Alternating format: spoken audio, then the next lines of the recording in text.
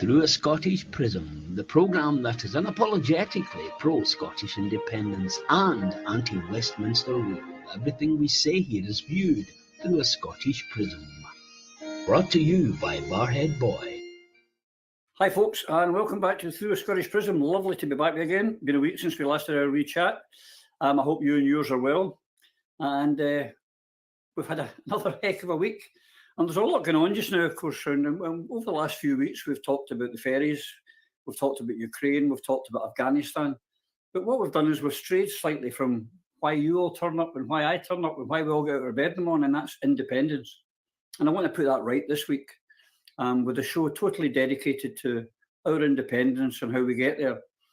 There can be no doubt that back in 2014, for most of you who were watching this, it was the greatest time politically of our lives. We had a completely united movement.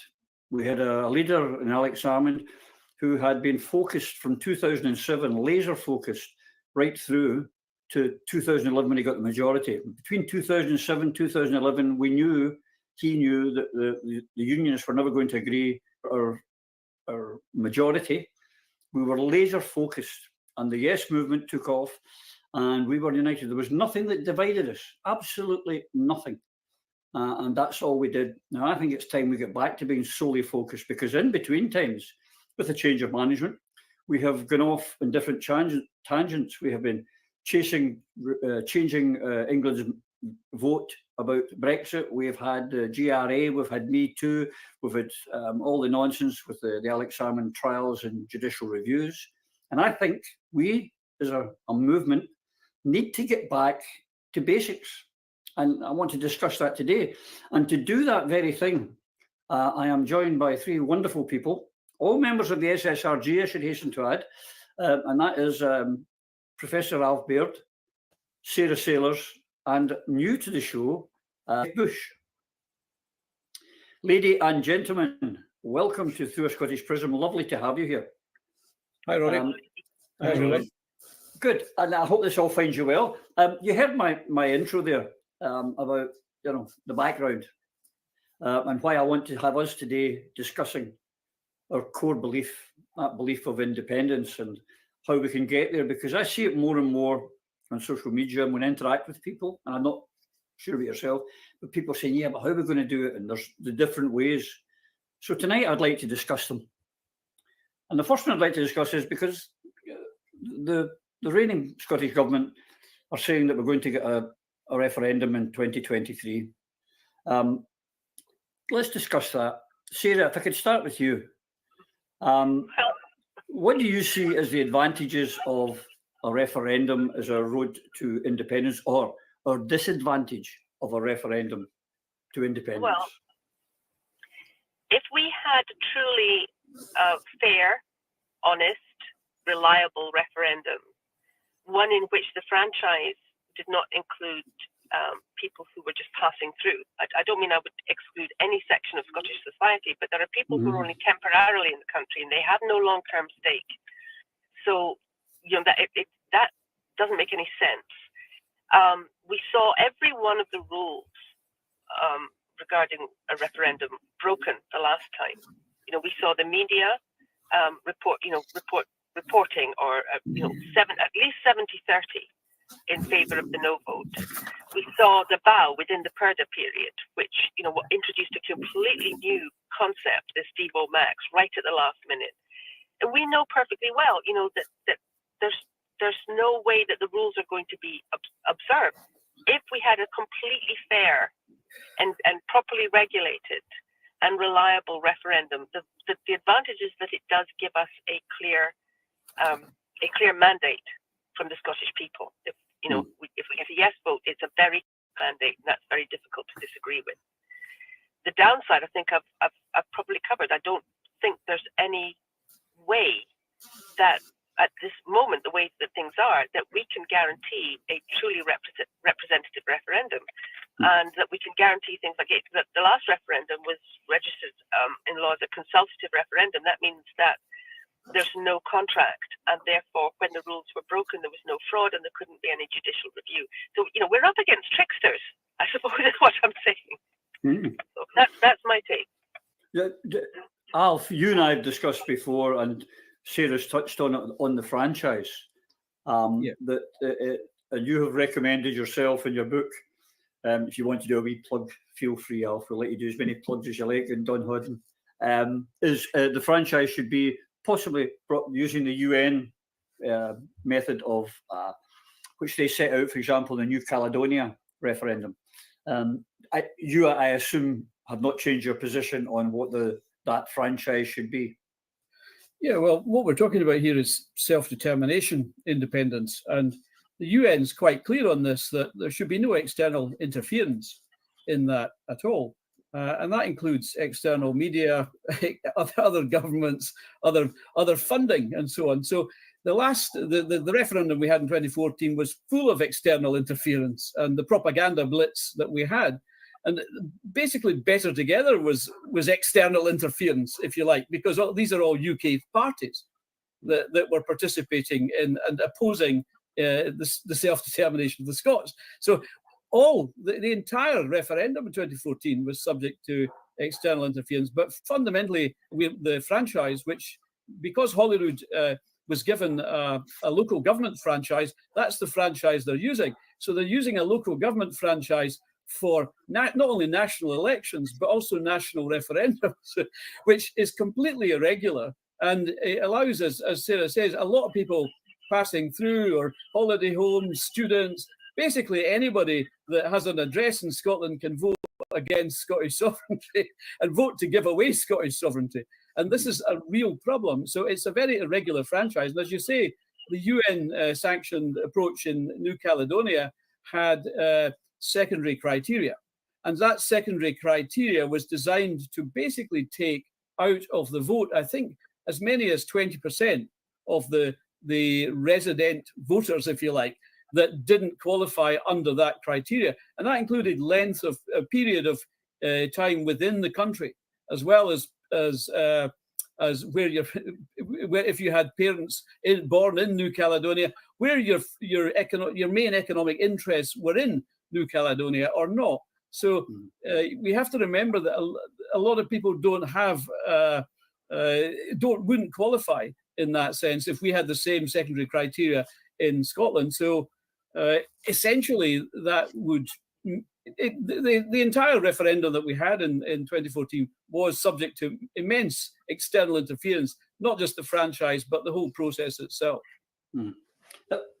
If you were looking at some of the excuses, Geoff, or not excuses, the reasons that the referendum in 2014 was lost, you come up with things like the currency and the famous George. You're talking about external interference. George Osborne arrived in Edinburgh, and you can't have the pound, and Gordon Brown and the vow and all this. And so the things that we lost, you'll be out the EU, etc., etc. I mean, I'm ignoring things like aliens landing, which we heard about, and or having our airports bombed. I mean, just the serious stuff. Although I would imagine some of the Tories that were saying that at the time were serious. But those matters have not been addressed since 2014, have they? So if we were to hold a referendum, that would still be a problem for us, would it not? So, some would say that the exodus of UK politicians from Westminster to Scotland was in fact like aliens landing. That no one really took too much notice of that. I mean, I actually think it's. I disagree with Alf about the franchise. I'm not all that worried about that. But I think I know you asked Roddy for us to think about some of the advantages of a referendum.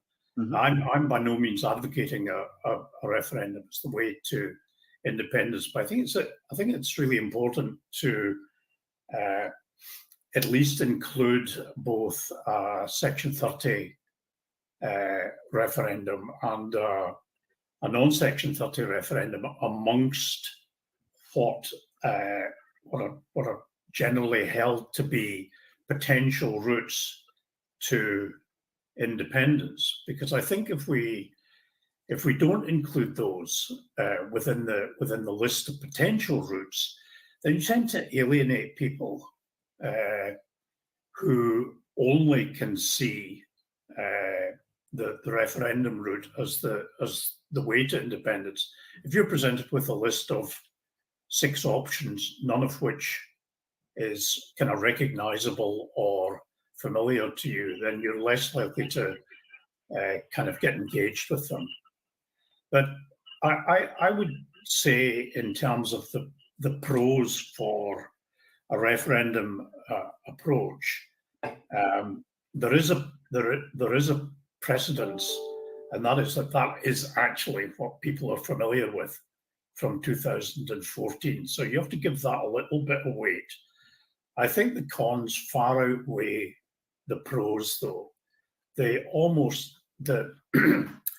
stone cold certainty that there will be, even if interference from the, if you like, colonial power is absolutely forbidden. We know it will happen. It's just the nature of the kind of integration of our country into the mass media of the UK. We're surrounded by it. And I mean, there have been some really interesting parallels. So, for example, the Brexit referendum, the parallel there would be if the BBC was switched off and all of the broadcasters from the European Union were allowed to broadcast into the UK in order to try and persuade people to stay in the EU. And that's essentially what happened in 2014. I think there's a much, much broader disadvantage to, particularly to a Section 30 permitted referendum.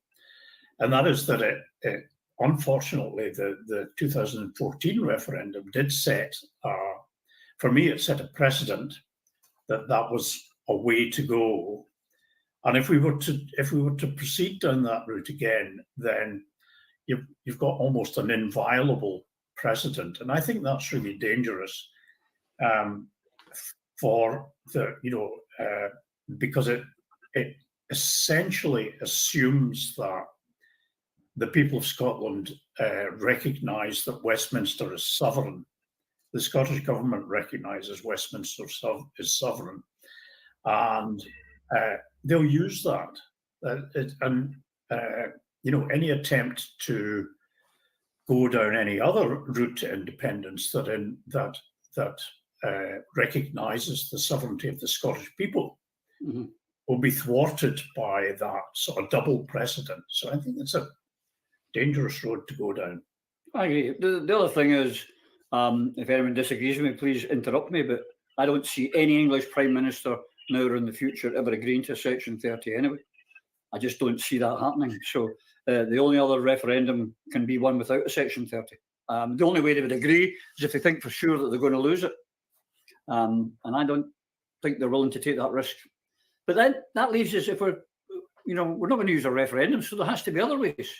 So other one that's mentioned, Sara, quite a lot, and I've got to say, I should declare an interest, as they say, it's the one that I feel most comfortable with, which is, of course, a plebiscite election, which from 1934 until 1999 was the SNP policy, which was if you've got a majority of MPs at the Westminster Parliament, they cannot deny that mandate. We might come back on that, as what Geoff was touching on there, because as we know, our friends in England like to move the goalposts, change the rules, and make them up as they go along. But what do you think about a plebiscite election where we were to win 30 or 31 seats in Scotland, and that was then a mandate to negotiate our secession from the Union? Again, pluses and minuses. Okay. Actually, if we had been talking about this, I don't know, in 2014, I would have thought it was absolutely the way to go. But things have changed. So, and they've been changed, I'm afraid, by the current executive of the SNP, and particularly by Nicola Sturgeon. So up until, right up until 2014 and a little bit beyond, we had this position which Thatcher and Tebbit and Major had all reinforced, really, really powerfully. If Scotland wants independence, all the Scots need to do is vote for a majority of pro-independence MPs. Ha ha ha, as if it ever would. Mm-hmm. And of course we did. And but that was set, that if a vote for the SNP was a vote for independence, you vote in a majority of SNP MPs, and they can on behalf of Scotland withdraw from the Treaty of Union. So plebiscite vote was a really exciting possibility back then. However, we have heard, I don't know how many times, but at least once from Nicola Sturgeon, that being in power to represent everybody in Scotland, whether they're in favour of independence or not, is the main job of the SNP. And I don't see why they shouldn't do that and be primary, clearly a vote for us is independence. But she has said a vote for the SNP is not necessarily a vote for independence. Boom. There goes your plebiscite election. So I think it's going to be very difficult to come back from that. So what basically, I think if we were where we were prior to that statement that a vote for the SNP is not necessarily a vote for independence, and prior to a time when the SNP clearly wasn't willing to work with other independence parties, no matter whether that cost, brought in unionists or not into the parliament, prior to a situation now where it's no longer clear, I would have been 100% in favour of it. I'd have said I think it's the way to go, but I think it's going to be tough now. You'd need to really clear up clear the lines, make it absolutely crystal.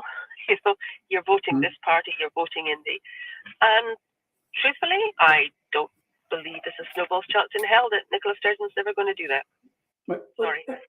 I hear you saying that. I'll second that. Said, let's take the personalities out, but let's just say Alex Salmon or an Alex Salmon type person retakes the SNP. I'm talking about the actual way of doing it. It's not about. I'm not saying about personality. I'm saying we have this now. Where a vote for the SNP is not necessarily a vote for independence. Stated. So nothing to do with who she is or her personality. I'm looking at what has been said and what the track record is. I heard you say it. What I'm saying is, if a new leader takes over from Nicola Sturgeon, and says, "I want to this next election," because I accept in 2015 she said a vote for the SNP is not a vote for independence, so we couldn't very well. I mean, if we'd known what the result was going to be, we could have. And I've seen some people since saying, "Oh, we should have done it in 2015." Well, we didn't have, because I believe personally that however we do it, we need a mandate from the people, whether that be at a plebiscite, at a referendum, or anything else we go into. So, Alf, setting aside the personality of Nicola Sturgeon, as an instrument to get independence, could we revert back to the plebiscite method? Well, I think we have to try every means that we can to get independence. I'll take any independence any way it comes, Roddy.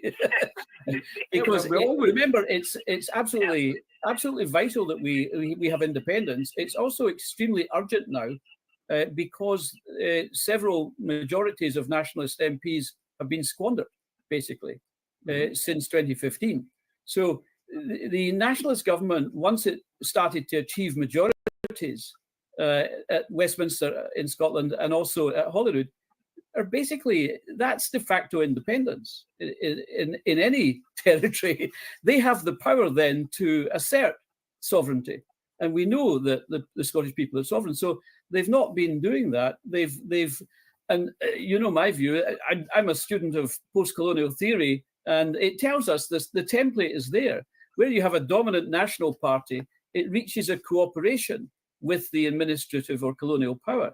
That accommodation means it delays independence. It leads the people up blind alleys. It feathers its nests. It builds up its pensions. It promotes all its friends to important positions. It then attacks the real independence movement and the radicals. So this template's all there. And also in that template is the creation of new independence parties more serious on delivering the sovereignty to the people. So the other thing here, the reason why it's so urgent is not just that the SNP have squandered all these majorities they've been given.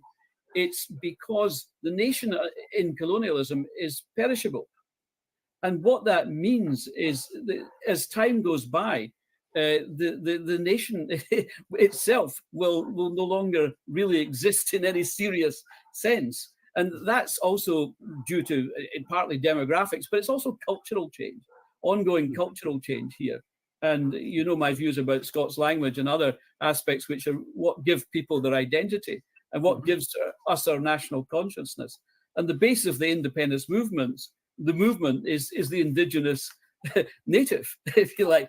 It's not the people from other countries that come here seeking a better life for themselves and quite often entering into the better positions in their employment and so on as well. So the nature of what we're facing here is quite clear. The other aspect here is I don't think the British state would be keen on independence, however it's determined, whether it's a ratified Section 30 referendum, whether it's a plebiscite, whether it's a UN decolonisation. The UK state, the British state, will oppose everything, and they will completely change the hurdles, as we've seen with the majority of SNP MPs. The majority of nationalist MPs was always the mechanism to end the Treaty of Union alliance. But that's subsequently, that narrative has changed with this view that a referendum is required. And we know as a matter of law that a referendum is not a requirement for independence. So we shouldn't faff around with this. We're dealing with an entity that's always going to be dealing in bad faith.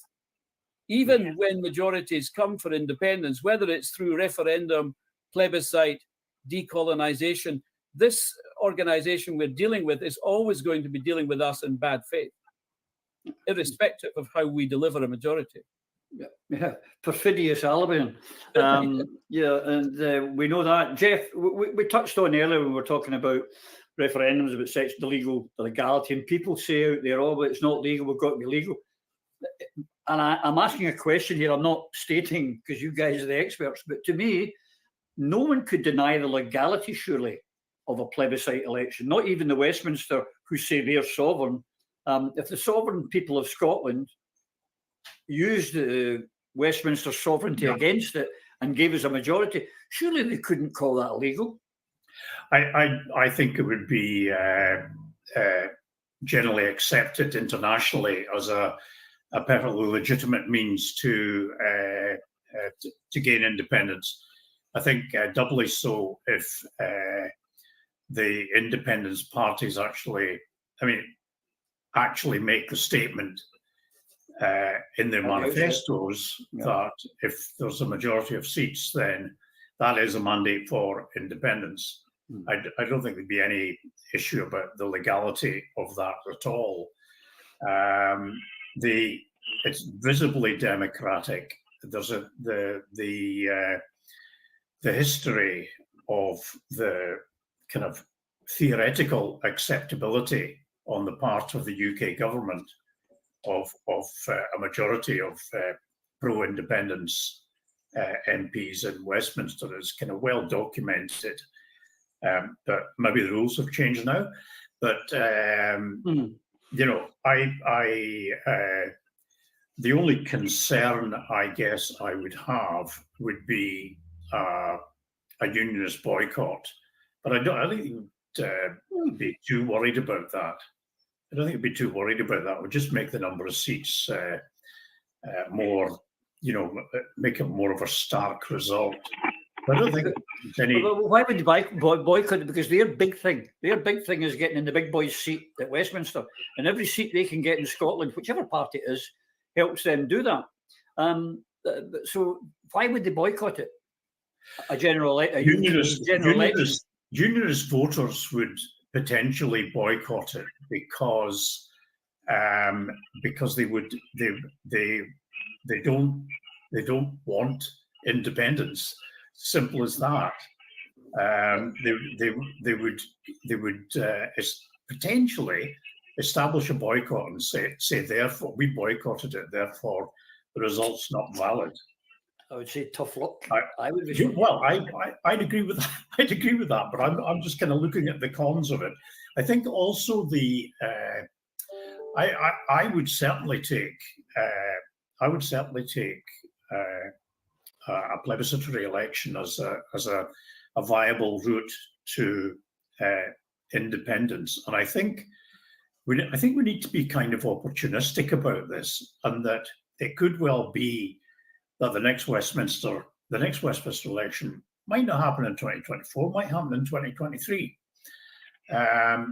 and if that is the case, in either case, it's the first, if you like, democratic event that's likely to provide us with an opportunity of going for a plebiscitary election, going for independence. And as Alf in particular has pointed out, time is of the essence now, because we are seeing Scotland being dismantled before our eyes, and we can't allow that to happen. And I think I would tend to be as opportunistic as possible. And if a plebiscitary election is the first, a general election, sorry, is the first potential event, then we should go for it. We should go for it big time. Now, you were asked to take personalities out of it. Yeah, that's the I think it'd be rather good if certain personalities were taken out of it, but I don't see the current SNP leadership going for that at all. No, I don't think they really want independence. I think we all know that. Yeah, but Sarah, there is a precedent in history for us to look at. Again, I'm now after telling you not to have personalities, you can bring the personality back in. Because back in 1918, the Irish Independence Party, who had got very settled down in Westminster, who were, enjoying life in London, had they weren't settling up for Ireland. The people of Ireland got fed up and, of course, put in Sinn Féin. 2 months later, we had the declaration in the Dáil, which brings me closer to where we're going to go, I think, with this wee chat of ours. But that could be an option on the plebiscitary side, that another party, albeit Alapat, ISP, whatever, could ignite the Scottish people, and we could make it, the Scottish people, could make it a plebiscitary. Could we not? We could. I mean, just because something hasn't been done before doesn't mean that it can't be done. And so many times, movements get stuck, campaigns get stuck until somebody says, "Why don't we do this?" And well, nobody's ever done that. But looking back, it seems obvious. So I'm convinced that there's probably more than 6 routes to independence. But I think that I have a suspicion that probably the route that will work and the route I hope that we're going to wind up taking is one that combines both a mandate from the people, and use of popular sovereignty and input from elected representatives. I don't think it's good. I don't think it can come from one or the other by alone now. But so it means we can be creative. We can, my preferred route. We use our constitution. Yeah. And then Kenny McCaskill is talking about a convention of elected representatives. That is actually a legally valid route under the Vienna Convention. If a majority of elected representatives, on behalf of those who elected them, got together and declared independence, that would be likely to be accepted, and it would satisfy international law. And he's also talking about, much to my delight, introducing into such a convention, trade union leaders, Civic Scotland as well. Yeah. Civic Scotland as well, which of course is kind of referring back to Scotland's old Convention of the Estates, the Assembly of the Communities of People. And these are validly elected representative people. I'd like to see an element, of representatives from the public, like a jury. But here's your problem: who's going to convene that? Who's going to call it? Because if it's an ALBA initiative, the SNP will boycott it. Is Labour going to do that? So that's where I see the possibility of the sort of popular campaign, and the demand, we can mobilize the public to demand this, and in the process to organize and begin to put into place those citizens' assemblies that were once part of Scotland. Then you could see a movement with heart, head, and feet on it. Again, we've always got to, and this particular, what I'm trying to do here is forgetting the personalities. I'm just looking at the route, Sal. Can you think of any other route, barring the plebiscitary or referendum, that would be viable and achievable? Well, I think the plebiscite election one is probably the best option at the moment. Although, as Sara says, and Kenny McCaskill has implied, there's nothing to stop these nationalist majorities getting together now and forming a convention, because we've talked about the urgency. There's a whole range of reasons why this is very urgent. I also think that, we could have a general election next year, but we could actually have one this year, the way the Tories are going, because it looks as if they're imploding every week. It looks that they'll have a change of leader quite soon, and that might not go down that well. But there seems to be constant bad news with the Tory party, as is normally the case. It's great, isn't it? Yeah, so we could have an opportunity very soon. I think the issue for the voters in Scotland is they have to understand really what independence means and why it's important. And it's not about things like currency and about these kind of things. In my view, it's about the state of the people, and the fact that colonialism is theft of resources, and it's about oppression of a people. And we have all the features of colonialism. Although we're sitting with a treaty of union, pretty much every colony had a treaty. It was given a treaty with various promises of this and that, but fairly meaningless at the end of the day. It's just a piece of paper. It doesn't guarantee the relationship will be respected. And that's what we have. So we're a plundered economy. We're politically controlled outside the country by organizations outside the country, but we also have cultural and linguistic oppression and socio-linguistic aspects, which goes right to the root of inequality, lack of attainment, health issues, all sorts of things. And the way this country is, basically, we are an undeveloped country. We are not as developed as we could be, obviously, without access to resources. All the resources are plundered out, and we have to back in things like energy at high prices, which is ridiculous. So you must be looking at the island with all these ferry routes as a ferryman. See, tiny island with 48 European links now. Yeah, this is it. None, not one. I had my friends that started a new ferry service last week from Netherlands to Norway under the Motorways of the Sea policy I helped develop with the European Commission over many years. Many routes have been started this way. And I've been arguing this for the Scottish government to do this, but Scottish government work to London's diktat on policy, on transport policy, on international relationships. It's always international relations is reserved.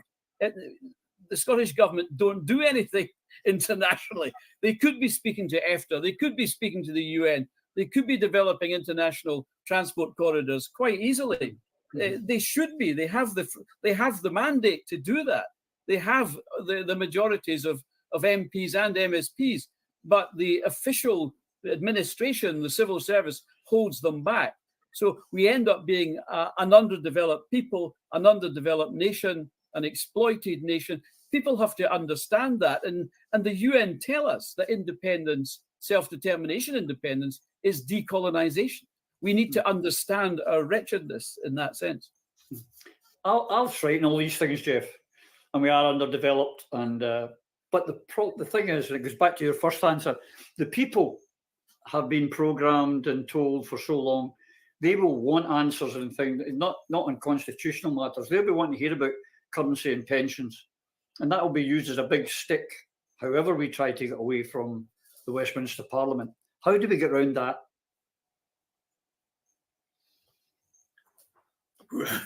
Were you inviting into this nest of whatever it is, Ronnie?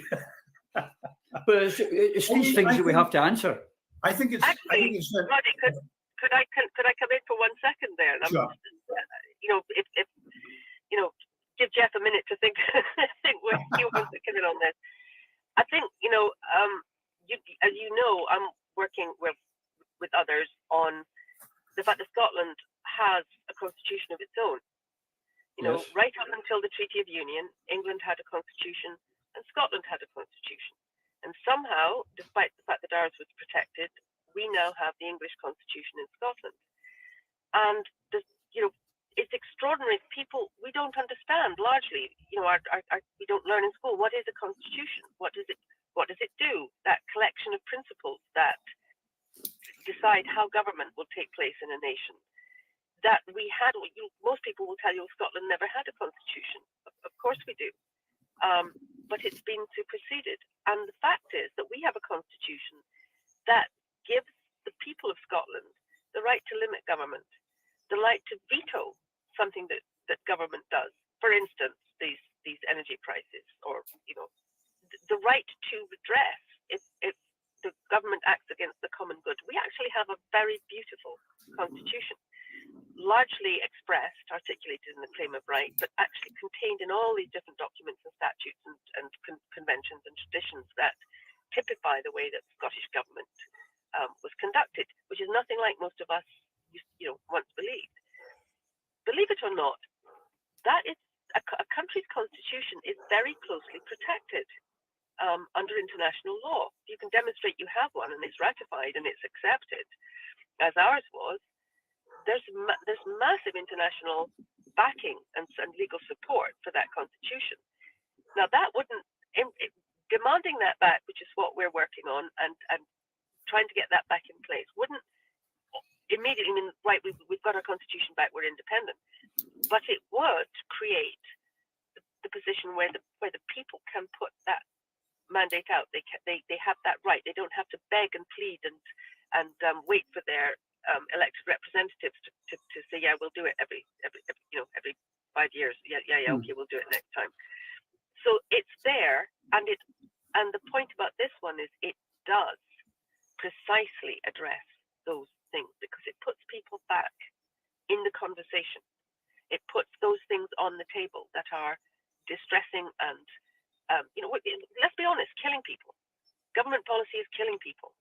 It's leaving our kids hungry, our people homeless, our elderly and our young cold, our disabled barely able to make it. This is democide, and this is what concerns people. And I think when you say to people, you have the power to stop this if you're willing to use it. But and it's also the question. Let me then, Geoff, don't want you to think you're in a nest being attacked here. Carrying on from Sarah's wonderful point there, how do we get the people of Scotland, because they understand, as you elucidated very well at the beginning, they understand referendums, they understand general elections. But how do we get them to understand that there's a constitution? If you allow me to be a devil's advocate for a minute, I've heard it said by others, oh, well, it's an old document and it doesn't mean anything and it's not legal, it doesn't count. How do we get the people of Scotland to buy into this, Geoff? Well, I think that's part of the task, if you like, that the SSRG and others have kind of set ourselves for the next 2 or 3 months. But just thinking about the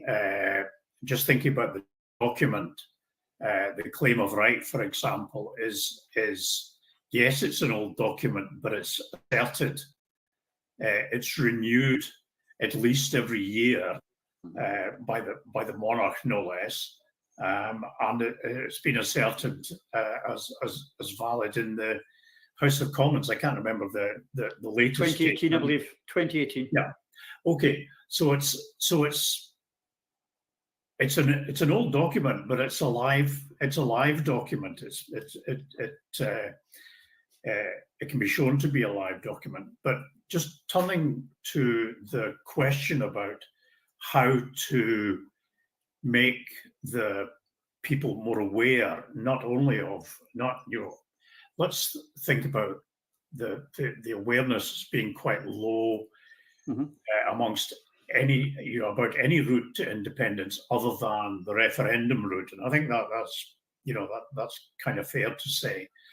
Part of the task that SSRG has set itself with a series of roadshows leading up to a conference in late July and a people's convention thereafter, is to kind of mop up some of the kind of whittabootery that you, what about the currency, what about borders, what about all the rest of it, although but there's a recognition that, as well as talking about routes to independence, which is what we were focusing on today, that you can't just say, well, you need to have you need to generate and in fact get people to generate their vision of the way that an independent Scotland would be, the way that people want to see it to be. So along such lines as individual rights, land reform, borders, currency, pensions, these issues need to be properly addressed and put into the context of, well, here are part of the reasons why, here are the positive reasons why, if you like, which address the objections that Better Together created back in 2014. Doesn't mean there won't be other sets of objectives, and we should objections, should I say. And I don't think we should limit ourselves necessarily to looking at those factors where we came unstuck in 2014. We should think about tomorrow's battles as well as yesterday's battles. But I think we kind of need to mobilize people about mobilize people's knowledge about the fact that they are already sovereign and therefore have access to a number of different ways of becoming independent, quite aside from distinctly aside from the referendums, and actually demonstrate why the referendum route is probably not such a good idea, even though it's a path that's been travelled before.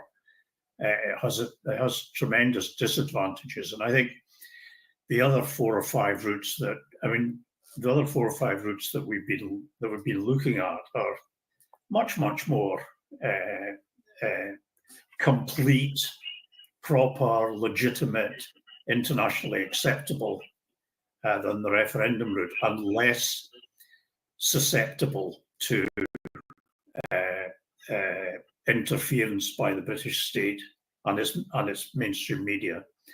So I think that what is about to happen is an attempt, at least on behalf of both SSRG and other interested bodies to it's an educational process, but it needs to be a widespread and widely adopted educational process. We really need to mobilize people over this next few months. Yeah, Alf, it's almost like going back to, not that we want to have the same outcome with Bonnie Prince Charlie, but it's like raising the colours and calling people to them.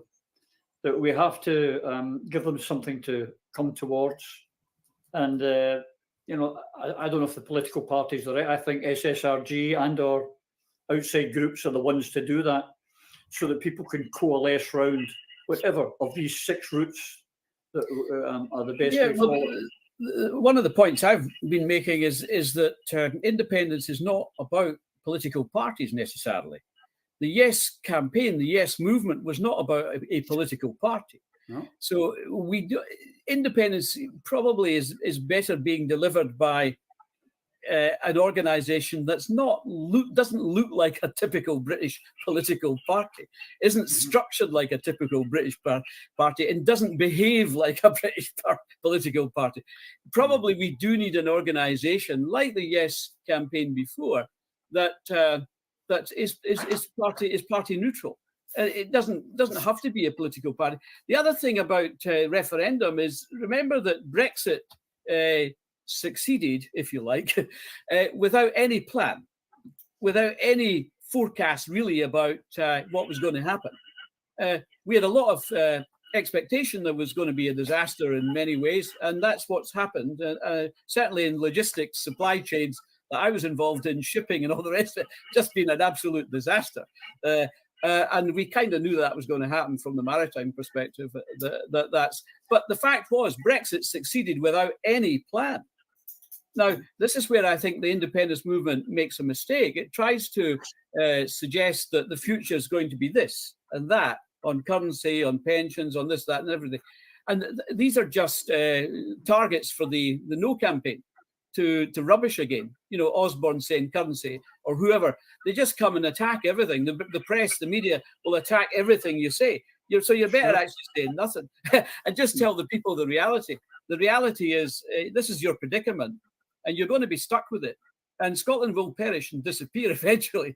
And we don't have any control over our borders. Our demographics are totally changing all the time. And we know that. And the census has been delayed for a year. The census will be very interesting because we know that the no vote is buoyed tremendously by people that don't have any or don't see themselves as holding to a Scottish identity. The Edinburgh University research told us that. And so the people that don't hold to a Scottish identity have a highest propensity to vote against independence. Yeah. You then focus on the Scottish element of the vote, if you like, the people that do hold to a British and Scottish identity. And then because of colonialism, we have what's called the colonial mentality, the colonial mindset. Now, that's a psychological condition we're dealing with. You can tell these people they'll be the richest people in the world and have all the oil in the North Sea, and they'll just still say, we can't do it. And that's what they did before. And that's what they did for generations. Ever since Margot said it's Scotland's oil, people were still saying, nah, we can't do it. It's the colonial mindset. So we have these two constraints. We have uncontrolled demographics with people coming in that don't hold to a Scottish identity and have no interest. They have no foot in the game, as it were. They have no interest in Scottish citizenship, Scottish nationhood, Scottish sovereignty. Rather the opposite. And then on the other hand, we have half the population or half of Scots pretty much retain this colonial mindset, which as I've found in my research is related very closely. We call it the Scottish cultural cringe, but the psychological condition is actually appropriated racial oppression, which people develop because of the culture that's imposed on them. And the culture that's imposed on them is portrayed in the colonial sense as a superior language. And that's why people appropriate racial oppression of themselves, and they accept their oppression as deserved, which is not. And they accept all other aspects, wars, clearances, lack of opportunity, poverty, they accept that as deserved. And that's the colonial mindset. So it's a psychological condition we're dealing with. And telling people they're going to have a currency or pension doesn't change that. So you're dealing on the one hand with half the no vote didn't have a Scottish identity, and the other half didn't want one. Well, then, Alf, that sounds like a bit of a doctrine of despair, because if you accept though that sounds like a fairly intractable sort of situation, and other than doing something about the franchise, how do you get around it? By returning people's certain knowledge of the actual sovereignty they possess. When people understand that they have this power and they can use it, and that they have always had it, and they begin using it, all that psychological brainwashing that's gone on, all that cloud of despair just disappears. And I cannot tell you the number of people I have had come back to me since I've started talking about this and saying, this is how Scotland operates. Not how it operated, but how actually Scotland operates legally. Not in fact now, but this is what we are. This is how our constitution works. This is what a constitution is. This is how it works. This is what's guaranteed. This is who we are. I've had people come back to me and tell me they've had the first sense of real hope and excitement since before the 2014 referendum. People are absolutely galvanized by this. And so it's not desperate, but it does mean that the constitutional route, where we restore people's awareness and knowledge of what our constitution is and the powers that it gives the people over their government. Think about that for a minute. The power of the people over their government. It's so radical, and despite being so old, it's so modern. It's so desperately needed right now that it has the power to shift that long depression that has sat on the Scottish psyche, that sense of hopelessness, that Scottish cringe. Because suddenly we're not this little, wait a minute. We have a more robust, we have a more extraordinary, we have a more radical notion of democracy and the power of the people over their government and what that means and how that takes effect, than anybody had any idea, and certainly than it has ever existed in England and in most other European nations as well, I might say. So I think that is why the claim of right route and the constitution, because it's not just the claim of right, the constitutional route is actually the answer to the mental colonization of Scotland. Well, I believe that to be true. But here's the thing, Alf alluded to these elections. The Brexit election was won with a bus saying 350 million quid into your NHS. Nicola Sturgeon went round last year with a bus, both votes SNP, it won. Nigel Farage went round in a bus for Brexit. The last general election, Boris went about saying, let's get it done. We need to get it into language in short bites that we can get to the people that they understand it. The claim, I don't know, the claim of right is your right or whatever. We have to come up with ways of getting that. How do we do that? That's the $64,000 question. Well, if there is any pro-independence and pro-democracy, anti-corrupt advertising genius watching this, can I invite you to step up and for nothing, no fee. Absolutely, no fee, and it will emerge. But we have lots of brilliant people in Scotland. Let's put our heads together. Let's start doing this, and it's going to start with the road shows and talks like this, and it is building momentum, and it will build more, and we will have to come up with those catchy slogans that, in our case, will happen to be the truth. Yeah, here, Geoff, I want to, since how you were feeling a wee bit ambushed last time, I want to give you the floor here. Utopian world, Geoff, you're now the gaffer. You're in charge. You are presidential bushel. Well, no, it's not got a good ring to it. You know what I mean. So what would you do tomorrow? You're in charge of Scotland and its independence. What would you like to do tomorrow? I first of all, I would find that genius, but they must have a bus,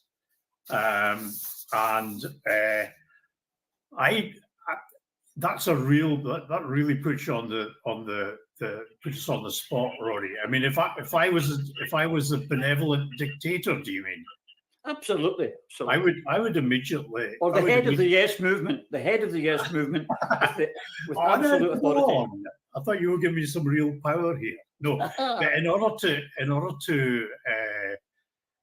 actually mobilize the whole thing, if I had a few wishes, well, I would just say, right, let's just start. Let's just do this. Let's haul the MPs back from Westminster, establish a Scottish Convention, just declare ourselves independent right away. There's nothing stopping us doing that right now. Except personalities. Well, it's whoever. Just do it. Just start. If we don't do that, then we're missing big opportunities, and do it on the legitimate bases that lie throughout the 3 or 4, if you like, non-referendum routes to independence. We already have a majority of independents supporting MPs in Scottish seats in Westminster. We can do it right now. We can just do the manifesto for India route without having so much as a manifesto to do it, and declare ourselves sovereign and go through a transition period and have a confirmatory referendum at the end of a couple of years. That's what I would do. Right, well, I'm going to be all powerful, Sarah. I've just sacked President Bush, and I'm now making you. I'm now making you President Salyers. Thank you. Yeah. So what would you like to see and do? Knowing that you're going to be sacked very shortly, and President Baird will be taking over. Before you get him in, I'm going to set up borough assemblies or citizens' assemblies around Scotland. I'm going to have them electing representatives to the Assembly of the Communities, otherwise known as the Convention of the Estates. I'm going to have that second chamber now able to veto, to restrain, limit, and seek redress from the representatives of the Scottish people who have been lent their power by the Scots. I'm going to take that wonderful thing, the Common Good Fund, that never existed in England, started with Robert the Bruce, was statutorily enforced by the boroughs in the 16th century, and we'll start using that to put a percentage of all taxes, any revenue that comes from the oil, the gas, the wind energy, offshore energy, the whiskey, the exports of Scotland, anything that comes from the land which belongs to the people goes back to the common good. That fund is still there. It's only a few million now, but it's there. And I would basically take that mechanism for a Scottish constitution that puts the people in charge and draws on the brilliance and the expertise that we have in our population and have it in place so that Professor Baird, when he becomes president, can't get rid of it. Well, if you had said, I was loving what you said. If you had said, and I will remove duty from gin, I wouldn't have appointed the new president, but you didn't. So I'm afraid you're sacked. President Baird, what are you going to do? What would you do? What, me, Ronnie? Yeah, what would you do? I think what Geoff said was very good. You would reinstate Geoff, okay. But I think fundamentally the people have to know what independence means. And we're not telling the people why they need independence. And it gets back to the colonialism thesis that I would say is very important. The reason why the current elected members don't do as Geoff suggested is because we know in post-colonial theory that the dominant national party is both petrified and bought. So we've not moved ahead since 1707. It was exactly the same in 1707. So when they were petrified and bought. So that's the reality. It's a despicable reality because a whole nation is held back because of it. A whole people are left impoverished and actually enslaved. A lot of people are enslaved. Let's remember that the only people that really support this union within a colony, if you like, is the bourgeois, the middle classes, and the proletariat. That's the groups that are the most pampered by the colonial regime. So we know the groups that will support and defend the union. And in colonial literature, these groups are, in some respects, called the watchdogs of colonialism. So this is all, we can see this. We can see how it pans out. So whatever happens, if Geoff's theory comes to play, then I think the first thing that needs to be done is the convention of MPs and MSPs or whoever else is involved in that needs to appoint people to lead the institutions of a new Scottish state very, very quickly. And these people have to swear allegiance to that new Scottish state, because that is fundamentally important. Remember as well that colonies have become independent before, but it's still the same people running institutions and still intercepting all the economic rents and still siphoning out all the assets to the colonial power. So we have to be very careful. And as the Estonians suggested when they changed leadership, and we found that from Leslie Riddick's fine film, that they had to change the leaders of the institutions of state. That's everything pretty much that has to be done. So that's what has to be done fairly rapidly, and to ensure that the leaders of the institutions of the state that implement policies and reforms and change and democratic mandates, they have to have allegiance to the Scottish state and not to the former colonial power.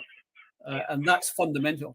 So if we're moving rapidly towards independence, that is what has to be done. Before we get to promises on how great things are going to be in terms of pensions, policy, currencies and everything, it's basically the mechanisms of state have to be organised.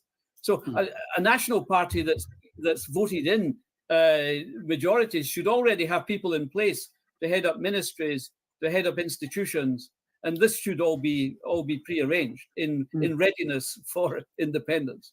We've run out of time, folks, and I just sort of wrap it up. Firstly, by thanking you. This has been fantastic. And I saw recently someone on Twitter or Facebook, whatever, social media, saying, you know, I don't understand why we're putting up with this. Why are we not doing something about it? And someone put, and it really quite sums up what I was saying, the simplicity about COVID and weather. And that's probably why we're not on the streets. But you know, there is a kind of apathy to it. But you're right, we have to move. Because when I was growing up in the 70s, I know I don't look at it, but there you go, in the 1970s, the people who were poor and impoverished were the people who were unemployed. Now, people who have got 2 and 3 jobs are impoverished and living in poverty and going hungry. And kids are going back to the 1930s, getting God knows rickets and God knows what else.